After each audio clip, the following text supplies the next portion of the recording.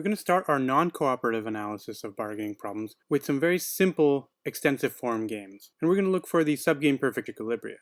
The first of these games, which is the absolute simplest one, is the ultimatum game. This is where you have one player who makes an offer to another player, and the other player simply gets to accept or reject. If they accept, then the proposed offer determines the surplus that they each get, otherwise they both get zero. For simplicity, what we're going to do is normalize the amount to divide to 1. In other words, we're going to pretend that the amount to divide, the surplus to divide between the two players, is 1. Why are we going to do that? Because we could really think of this as determining the share of the surplus to divide. So what shares of the surplus are each of the players going to get? So rather than saying, okay, we have $15,000 of surplus, how are we going to share that? We would think instead of, well, we've got 100% of a surplus, and we want to share that surplus, and so what proportions of that surplus do each of the players get? So if one player gets m, and m is some number between 0 and 1, then the other player gets 1 minus m. The normalization helps because then we only need to keep track of one number. We don't have to keep track of player 1 gets this much, player 2 gets this much. We just need to keep track of what player 1 gets. And if we've normalized the total amount to divide to 1, then we know what player 2 gets. It's just 1 minus what player 1 got, or vice versa. The ultimatum game proceeds with the proposer, let's call it player I. Player I offers to player J some amount m. Player J can either accept that, in which case player J gets m and player I gets to keep 1 minus m. But if player J rejects the offer, they both get 0. You can think of this as applying to, for example, a transaction between a seller and a buyer. The buyer can propose a price, and the seller can either accept that price or reject that price. If the price is rejected, then there's no transaction, they both get 0. If the price is accepted, the price determines how much of the surplus each of the parties to this transaction gets. So let's draw the extensive form of this game once we've made the simplification of normalizing the amount to divide to 0.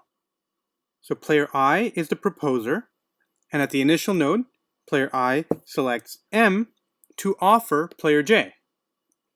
Player J can either accept this amount, in which case player J gets m, player I keeps the rest, which is 1 minus m, or player J can reject, in which case they both get 0. So it's a very, very simple game, and there's only one round of negotiation. What's the strategy here for player J? The information sets where player J needs to make a decision are all of these. There's one information set for each m that player I could offer. So a strategy for player J is a function that tells us for each m that player I might have offered whether player J ought to accept or reject. What's the strategy for player I? Well, there's only one information set where player I must make a decision, and that's at the initial node. So player I's strategy is simply a number between 0 and 1, which is the amount that player I should offer. What are the subgames of this game? The subgames are all of these. For each m, the subgame starting at the decision node for player J, where player J must accept or reject. To know what the equilibrium is in the subgame, all we need to do is figure out the optimal strategy for player J in this subgame. What is player J going to compare? Player J is going to simply compare m to 0. So he's going to look at whether or not it's better to accept or reject. If he accepts, he gets m. If he rejects, he gets 0. Since m is never going to be negative, m is always at least as high as 0. So accept is always at least as good as reject. And only if m is equal to 0 are accept and reject both optimal.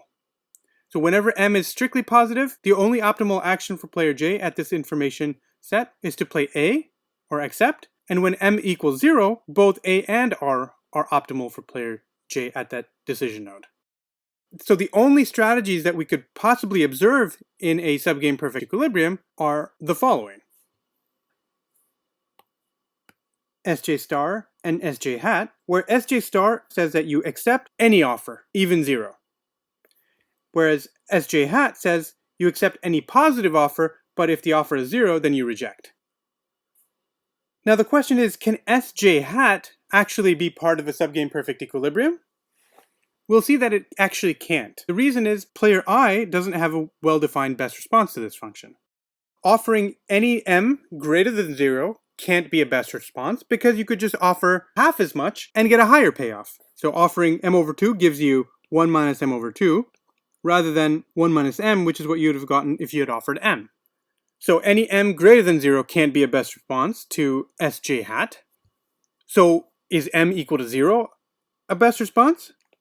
It isn't, because if you offer 0, then offering any positive amount yields a higher payoff. Because if you offer 0, then j is going to reject that offer, and you're going to get a payoff of 0. Whereas if you offered any positive amount strictly between 0 and 1, you would actually get a positive payoff of 1 minus m. So it can't be that offering 0 is a best response. On the other hand, for player I to offer exactly 0 and for player J to play the strategy Sj star is an equilibrium. Because if player J is willing to accept anything when he plays Sj star, then player I is going to offer him nothing. In fact, this is actually the only equilibrium of this game. The moral of this game is that it's very advantageous to be able to make a take it or leave it offer. The key here is that the proposer, player I, is able to commit to not reconsidering the offer that she's made to player J. So if player J rejects, then that's the end, they both get 0. And player I is not going to come back and say, oh, okay, if you reject, then I'm going to make you a better offer. No, player I has committed to walking away from the negotiation by making this final ultimatum offer. That's where player I gets the power in this negotiation.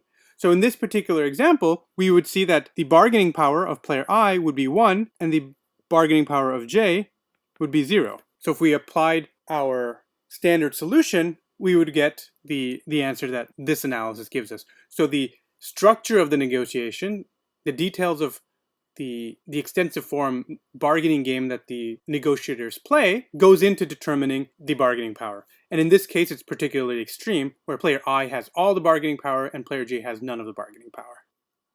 This is an extreme example, and we'll see other examples where it's less so.